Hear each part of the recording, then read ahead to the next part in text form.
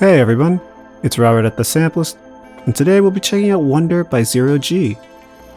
Wonder is a library that is the sister product of Shiver and Space, both done also by Zero G. It focuses on, and I quote, infinite sounds of emotional depth and beauty. You're able to use samples that last from 40 seconds to over 2 minutes to make infinite sounding loops to reach a higher level of tranquility. You're also able to use various modulation techniques in order to make these sounds more unique and more to taste for what you're looking for. The price of Wonder is $54.95. The installed size of all the files is 6.2 gigabytes and requires the full version of Contact 6.7.1 or higher. I say that because this also comes with Apple loops and acidized waves. In this video, we'll be going through some of the presets of Wonder, do an overview of the library, and a composition where we'll hear this wondrous library in context. A big shout out, by the way, to Zero G for letting us check out this library at no charge. Even so, they're in no way influencing my thoughts or opinions on this video. With all that said, let's go. So we have Wonder open right now, so let's get right into it. We have 10 different instrument instances here, so let's go right through it. Each one of them has a good amount of set sound, so I'm just going to play through a number of them and come back in as usual. So let's go.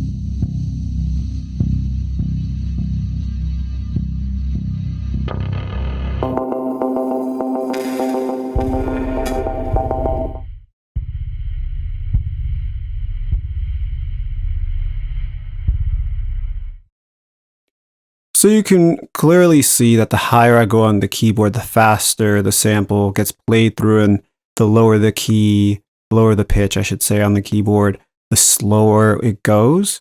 And that's going to be the gist of it as we go through this library. And a lot of these sound really cool. So let's keep going.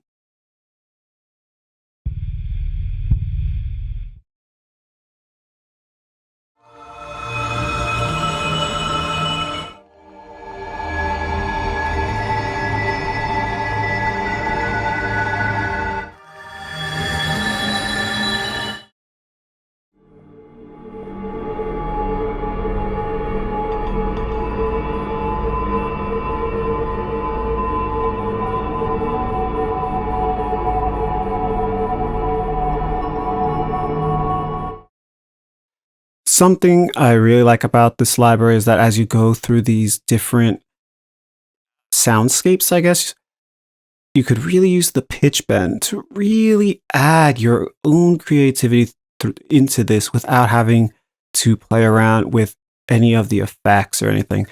That alone can make what you're doing sound fresh and sound really cool, especially in a scene that could use just something light, but just moving around a little bit.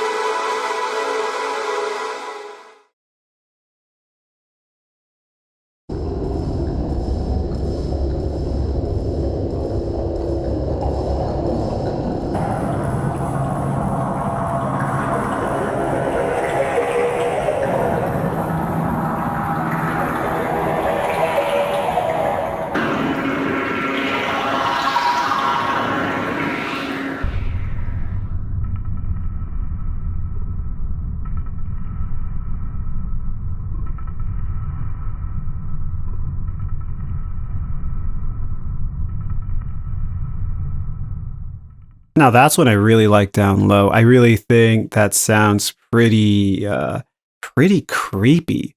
I could see myself using that a lot, especially down low. Things that have these rattly sounds while the tonal center kind of just hard to tell what it is, more ambiguous and ominous. I really dig that.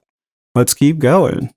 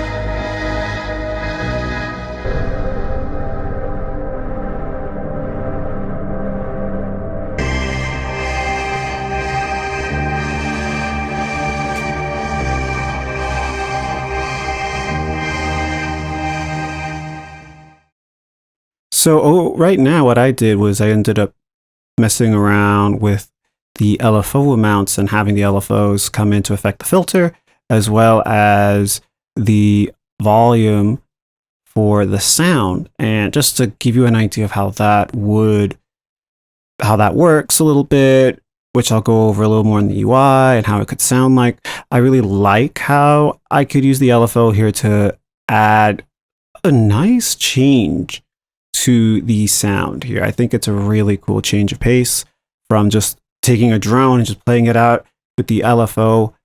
With the LFO is added, you could really add a nice element here that makes it sound like it's moving, and I think that makes it more worthwhile having when you have drones going through a track or a scene and whatnot. I think the motion helps push what you're hearing and seeing.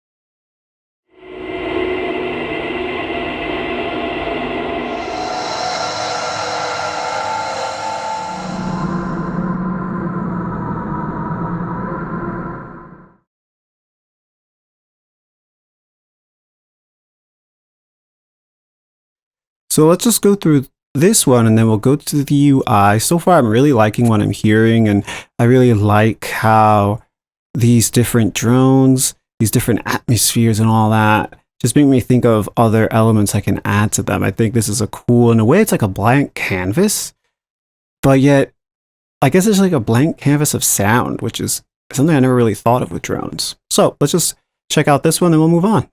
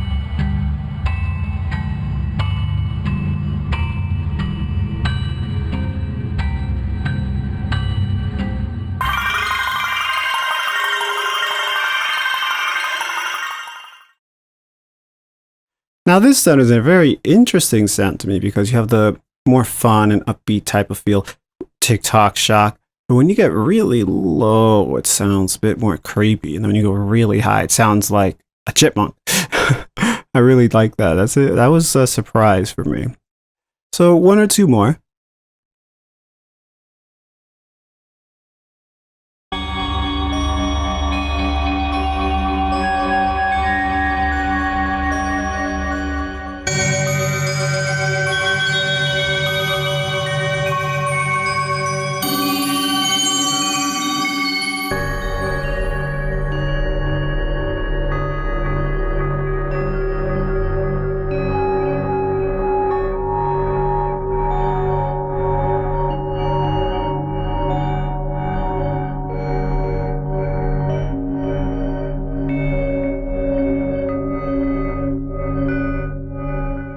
Now that, when you go low and add that LFO, it really adds a cool tense element. I really like that. I really like how all of these give you different options. You can have something that can be more neutral, something that's more upbeat, something that's more nice and glorious, something that's intense or tense, creepy, and whatnot, sometimes within the same sound. I think that's really cool. So next, we'll go into the UI. All right, so let's go have a look at the UI over here. We're basically right where we left off. And so we'll start from the left, go to the right. We have Wonder right here. It looks really nice. So we have the amp over here. You know, you could start, change the pan. Well, start of the sample, I should say. You could change the pan. And you can fine tune this, which is kind of cool to have. And then you have this button. So you could choose to have the LFO, which is at the bottom here, affect the volume or the pitch. I liked doing the volume a lot because then it adds this type of movement like I was talking about before. Then you have your envelope here, your standard ADSR. Like I said, here we have the LFO, and which is affecting the volume of the amp. Change the amount, fade in for the LFO, which I guess is more like the attack. The rate. So right now it's more just based on this knob, but if you want it synced to your DAW, then you can choose one of these. A 256th. That's something new to me. Then you could change the wave shape for the LFO there. Sorry, I'm just thinking about how a 256th will sound. I think we're going to try that right now. So let's play the sound.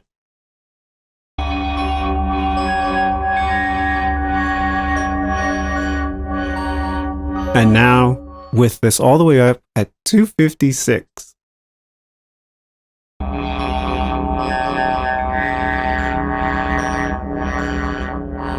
Sounds gnarly. I like it. So over here we have the filter. We have our standard cutoff, resonance, the envelope. You could choose the type of filter you have here, your band pass, your high pass, your low pass, DAF. And then we have this over here, Pro 52. So you have some good choices. You have your ADSR for the filter, and you have another LFO that will affect your filter. Good stuff over here, works the same as this one over here. And then you have your sample being shown right here. And this lets you choose the sample. You could also go up and down that way. So if you adjust this knob, it moves this over here, which is pretty cool. And now, so we have these two buttons here, which I totally skipped. So here, this is a cool button. If you don't know exactly what you want in the sound, you could always just start with changing where the sample starts. So with this button, it'll be random every time you press it.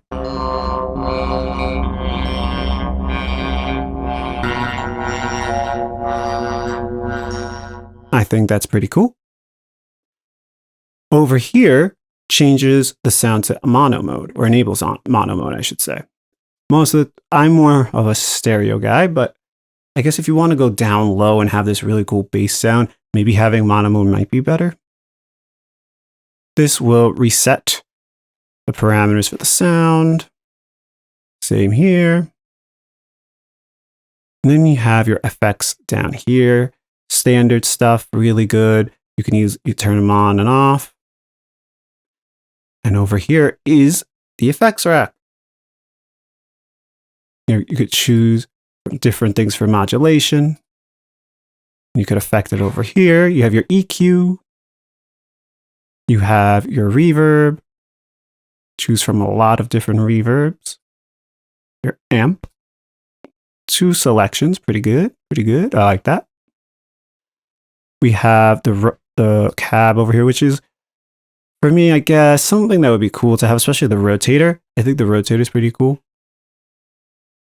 You have your delay, your drive. So that's kind of like your distortion. Maybe have some saturation added there. I kind of use distortion to put some saturation type of feel, some warmth to my mixes, like Decapitator. So something like this could be good to add some warmth to your sound, or some real drive, since you have the tape here. Or you can go all lo-fi and have a totally different type of sound. And then you have your compressor. So that pretty much does it. Like, I really think this is really cool. Oh, shoot, something I forgot to mention here, these 2 buttons. So this button turns the effect on and off, and this one, which I'll admit is more of an aha moment for me. So it spreads between, so the mode goes between slow and fast for this. So let's play around with this real quick. Turn it on.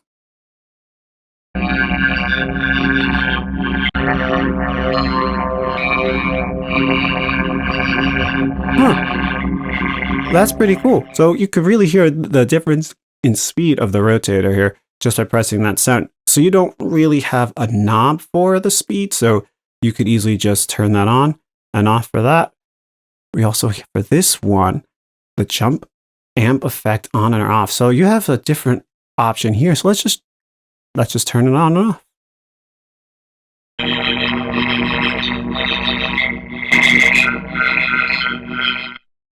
Wow, okay, that really is a jump. So yeah, that pretty much does it for the UI. It's very straightforward. There are a lot of different parameters here, but once you really play around with it for like a couple of minutes, 5 minutes, if you don't really know how it all works, you'll get the hang of it pretty quickly. I'm a slow learner, I'll admit, very slow sometimes, but this is for me pretty easy to get down. So yeah, let's go right to the composition. I hope you like it. It's pretty atmospheric.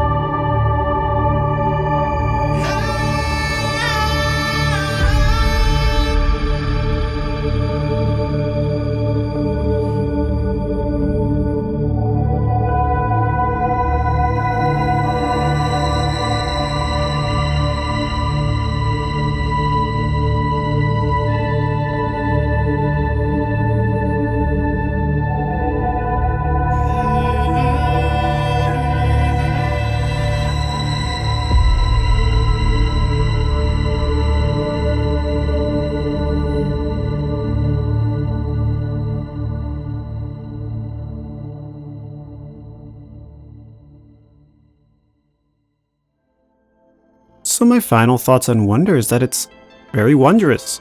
No pun intended. There's a lot of variability with all these different sounds, all these drones, loops.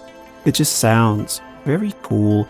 And as you go higher, it goes faster and has this cool element that is different than what I was thinking of when I first worked on this library. And then when you go down low, you get something that could be so ominous. So you have some variability that I didn't expect.